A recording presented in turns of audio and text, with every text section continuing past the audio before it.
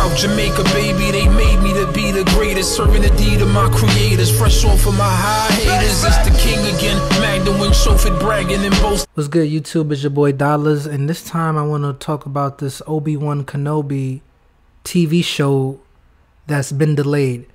So let's get into this article. This article's on Screen Rant. See what they talking about with this Obi Wan Kenobi show for Disney Plus.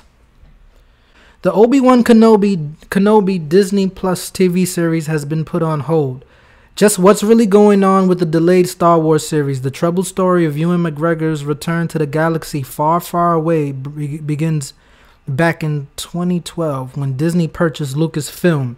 The House of Mouse intended to relaunch the Star Wars franchise with a sequel trilogy and a series of spin-offs. Although an Obi-Wan Kenobi movie was never officially confirmed, McGregor was happy to return. In 2017, the project finally seemed to begin to build up momentum. And then came Solo, a Star Wars story, a movie that bombed dramatically in the box office, leading to Lucasfilm putting their entire anthology series on hold. With the new Disney Plus streaming service now a corporate priority, the powers that be decided to transform the Kenobi project into a TV series. Ewan McGregor's return was officially announced at D23 2019. Screenwriter Hassan Amini and director Deborah Chow, The Mandalorian, were chosen to helm the series, and production was expected to begin later this year. Unfortunately, over the last fortnight, there have been rumors that Obi-Wan Kenobi is in trouble again, with some suggestions going as far to say it had been cancelled. While Disney declined to comment on those, on January 23rd it was reported that Obi-Wan series is being delayed. So what's going on? So far, all reports have agreed that the problem was with the scripts. With both The Mandalorian and the theatrical release of Star Wars: The Rise of Skywalker now out of the way, Lucasfilm began to cast a critical eye to future projects, and Lucasfilm president Kathleen Kennedy was reported unimpressed when she read through the Kenobi show's scripts. Kathleen Kennedy unimpressed? What has she done that has been impressive? For all I know, she ruined Star Wars. She's the reason why Star Wars is in the mess that it is in right now. So her being unimpressed with a script? Okay. Apparently, it involved Obi-Wan Kenobi serving as a protector for a young Luke and possibly even a young Leia as well. That probably wouldn't have been a major concern when the scripts were originally commissioned, but The Mandalorian had a cultural impact beyond anything even Disney could have expected. As a result, similarities in plot would undoubtedly be called out.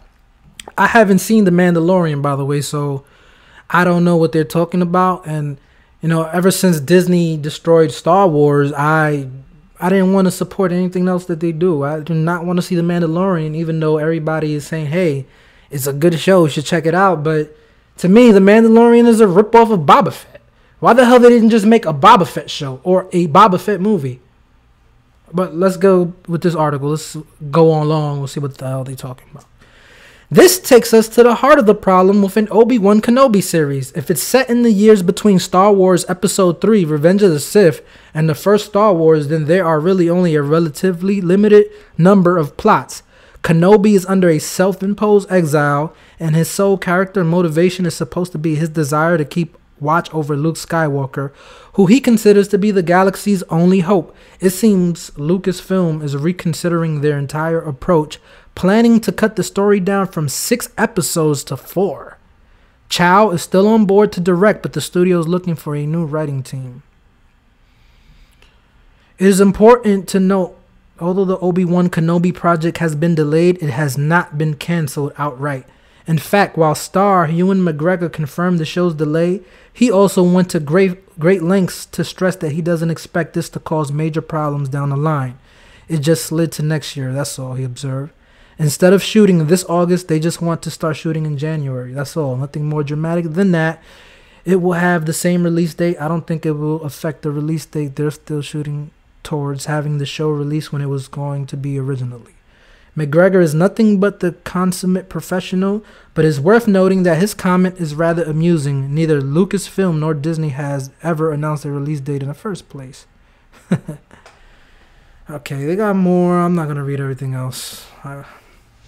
So, and guys, I'm sorry if you hear noise in the background. That's my laptop. That shit is like making a lot of noise right now. I need an upgrade. So hopefully soon, when this shit get booming, I could get some more upgrades. I need a new laptop. But I mean, I'm excited. Like Obi Wan Kenobi is interesting to me. Like if they was to make it into a movie or a TV show, I would definitely check it out, because they're bringing back Ewan McGregor. He played Obi Wan Kenobi in the prequel trilogy, and it's just something that it is something about the Obi Wan Kenobi character that draws me in and makes me want to see more of that character. You know, so whatever the plot is, I mean, I'm sure they could make a plot about anything. Like it doesn't have to. There's a lot of time between episode 3 and episode 4. I don't know how many years was in between, but I know there's a lot of time that they could just explore Obi-Wan Kenobi as a Jedi. I don't know what planet they would keep him on before he gets to Tatooine. I don't know. But they could explore his character more. There's more that this character has to offer, and there's more that people want to see with this character, Obi-Wan Kenobi. He's a beloved Star Wars character. So I'm just hoping that they figure it out. You know, I'm gonna check out The Mandalorian just to see, you know, what the hype is all about. You know, so eventually, I don't know if I'm subscribe to Disney Plus. I don't know about all that. Maybe one of you guys could lend me your accounts, but I'm gonna check it out. I'm gonna check out The Mandalorian. I'm gonna see if there's something there. The good thing about these shows, you know, Kathleen Kennedy, which is the producer for Star Wars, George Lucas trusted her to do justice to these characters. He trusted her to carry the Star Wars torch and to bring his vision back to the big screen, and she butchered it. She's been filled with political agendas in her movies. Yo, Disney is like, this is, let me break it down, because people still don't understand like what's going on. Disney, they're putting political messages in their movies. They're forcing diversity. Nothing wrong with diversity. You know, yeah, we should get more people of color in movies. There's nothing wrong with that. But when you're just doing it disingenuously, and you're doing it just to show that, hey, we're better than you. We got black people in our movies, Chinese people, Spanish people in our movies. They like, that's all they promote. They're not promoting the story. They're not promoting whether the movie's gonna be good, or they're not trying to make the movie good. They just wanna fill their quota, check mark their quota of, yeah, we got blacks in our movies, we got Spanish in our movies, we got Chinese people in our movies. And they got this political shit that they doing with movies now. And they're not the only one. Nobody cares about that. Why do you think the Joker was so successful? Because it wasn't trying to be a political thing. Yeah, there was a little bit of it in the movie, but that was just the story. That wasn't what the movie was forcing. That was naturally where the story went with the Joker movie. So that's my problem with Disney. And they're going to start doing it with Marvel. Oh, we need more gay people in our movies. We need a transgender Marvel character in our movies. Like, nobody cares about that.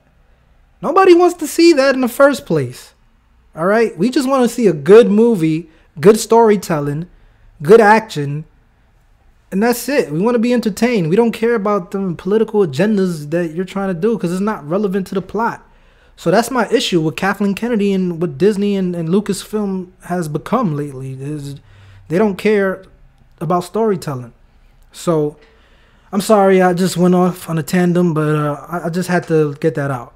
And so people could understand like what's going on, why people are so upset with Star Wars. It's not just because the movie sucked.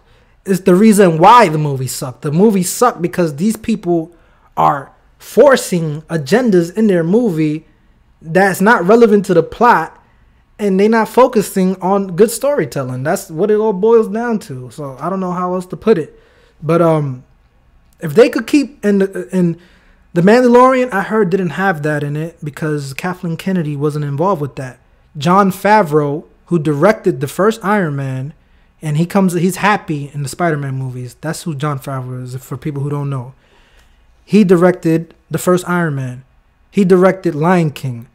You know, they're saying he could be the next George Lucas. He could be the one to replace Kathleen Kennedy, because he loves Star Wars and he knows these characters, and that's what you need. When you have a franchise, when you have movies with beloved characters that many people, millions of people know and love, you need to have fans make the movies. People that are fans of these characters making the movies, producing them, writing and directing, because they're going to do right by these characters.